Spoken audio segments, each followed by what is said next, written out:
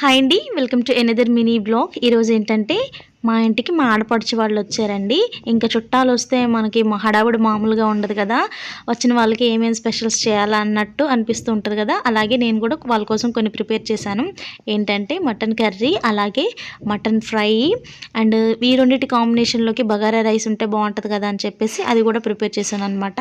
యాక్చువల్గా వాళ్ళు early morning వచ్చారు. వచ్చిన తర్వాత కొంతసేపు అట్లా పడుకొని లేచిన తర్వాత బ్రేక్ఫాస్ట్ అదంతా కంప్లీట్ చేసుకున్నాము. ఇంక ఇదంతా ఆఫ్టర్నూన్ కోసం నేను ప్రిపేర్ చేశానండి. మరి ఇన్ని ప్రిపేర్ చేసిన తర్వాత రైతా, పెరుగు లేకపోతే కాంబినేషన్ బాగోదు కదా అని చెప్పేసి అవి కూడా ప్రిపేర్ చేసేసాను అనమాట.